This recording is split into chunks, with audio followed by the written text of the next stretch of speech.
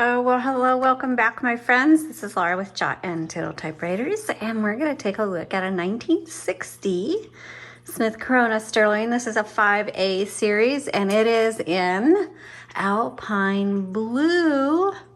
We love our Alpine Blue typewriters. They're so pretty. And I just love these machines. So let's take a look at it. And then I'll do the typing demo. So to use one of these, this is an all manual.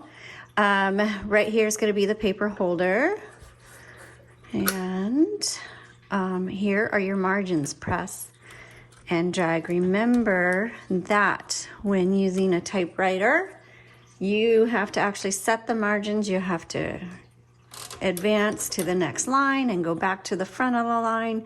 It's not done for you like it is on the computer. Now, if you want to use tabs, you can set them, and they are back in here. Flip open that top. I'm going to hold this up for you. And right here, you're going to see little key tabs, and 1, 2, 3, 4, 5, 6, they're all there. This is a metal bar with grooves in it, and so you pull out one of those tabs,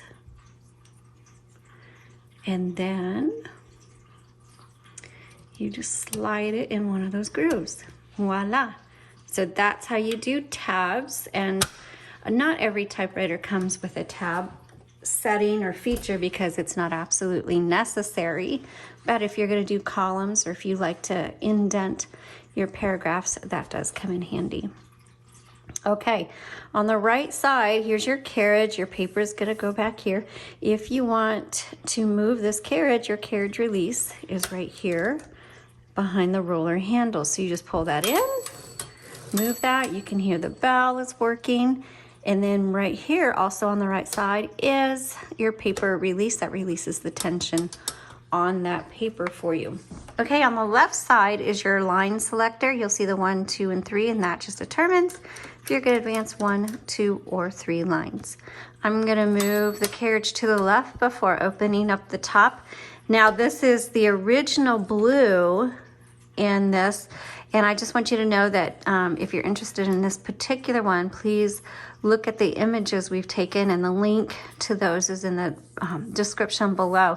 And you'll see it's in good condition, but there is definitely signs of wear on this. So I just want you to be aware of that. But overall, it's still a great looking typewriter. Okay, open this up. Inside, you'll see the universal ribbon that we've put in it. So the universal ribbon works with the majority of vintage typewriters out there. You can get additional ribbons on our website at jotandtittletypewriters.com. Now, the nice thing is on the inside, usually the internal sections of a typewriter, you can definitely, even if the external looks good, sometimes the inside, you can definitely see the signs of aging just from the use, even though they work well. But this one is extremely clean on the inside. I love to see that. Okay. So the ribbon we've put in there is a 2-color ribbon. When you do replace it, make sure black is on top, red is on bottom, and that it's threaded through these guide wires properly. In order for it to work, please refer to the product listing for an up-close image of this whole escapement area so you know how to thread in your ribbon. Now keep in mind that the ribbon has a lot of ink in it, so when you get to the end of the spool, you need to reverse the direction, which you do right here on the left side. Little metal tab right here, just back and forth, and you should be able to go back and forth dozens of times before you need to replace your ribbon. And when it is time, you just pop it out. Super easy. And again, like I said, refer back to the photo so you know how to do that. Down here is a touch selector, and you just push this wherever you want. This just determines how hard these type bars are going to strike your paper. So it's just personal preference. A lot of times you can't really tell the difference. Okay, let's go ahead and, oh, here's your color selector. Again, that's ribbon reversal, tab margin release, which we'll cover in the typing demo part. And let's go ahead and do that. Okay, so I am gonna move this guy forward. We're gonna put the paper guide right about here and just load our paper. You just set it there, turn the handle, that grips it nice and strong. Bring it around, make sure your paper goes under the metal bar. And you can see it's not quite even, just so I'm gonna adjust it just a little bit. So I'm gonna pull my paper release up, adjust it, re-engage it, and let's go ahead and, excuse me, do our typing demo. I'm gonna bring in the margins.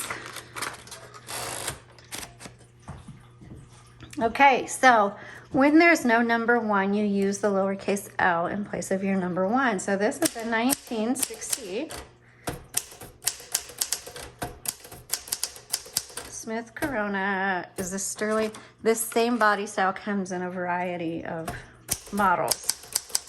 Sterling, this is the 5A series. Oops.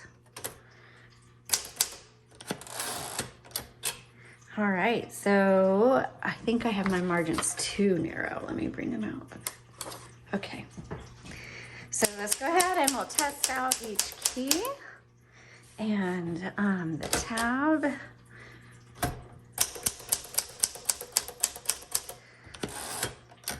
So these keys feel firm, but they're bouncing back really nice. I really like that. So this is going to be, it types very well, but please keep in mind that this needs a little bit of a firmer touch. So if you have really petite hands, or your fingers aren't very strong, you can still type on it. You're probably going to be one fingering it for a while until you develop your strength in your fingers. So just keep that in mind, that this would work better for someone who has a little bit of a stronger keystroke or typing action. Okay.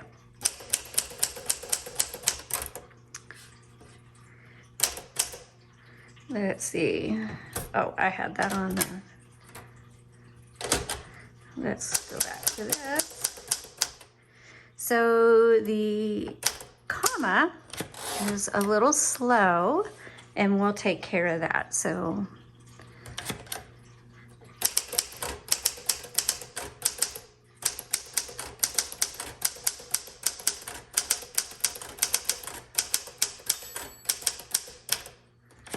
the bell sounds good. Oh, that font looks really nice. It's nice and clean.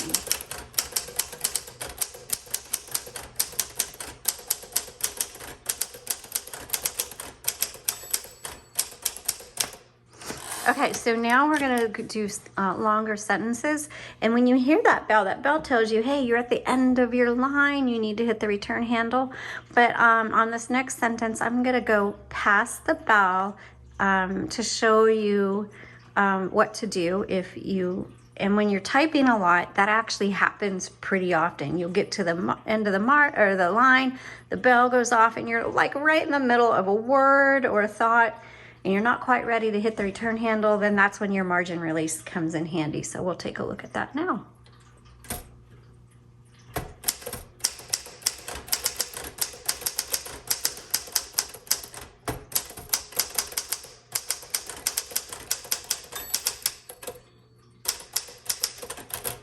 Okay, so now it's completely stopped. So you hit MR for margin release, which is this button right here. And then you can keep going. And you could go as long as you wanted until you actually ran out of carriage space, but it's really just so if you need to finish out a word.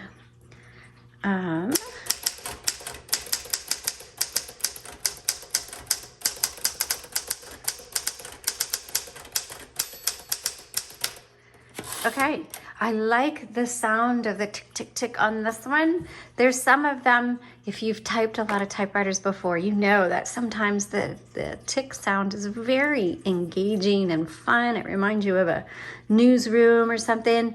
And other times it kind of is annoying, but this one is a really fun sound to it.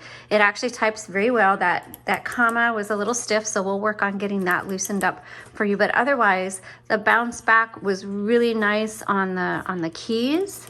It is, you have to push down a little bit further and harder than some other manuals. So this probably would need to go with somebody who has a little bit larger hands or a little bit stronger fingers. But if you absolutely love it, doesn't mean you can't use it. Just know that you're gonna be fingering it like this or this until you build up the strength within your fingers. So this is a great working typewriter. It's beautiful. The blue and the green in these Smith Corona series are harder to find because they're so pretty and they're just fun to have around. And I love the rounded look of the mid-century modern body style of the Smith Corona. It's one of my personal favorites. Okay. Thanks so much for watching. If you have any questions or comments, let me know. Be sure to check out all the links in the description below, and you have a great day.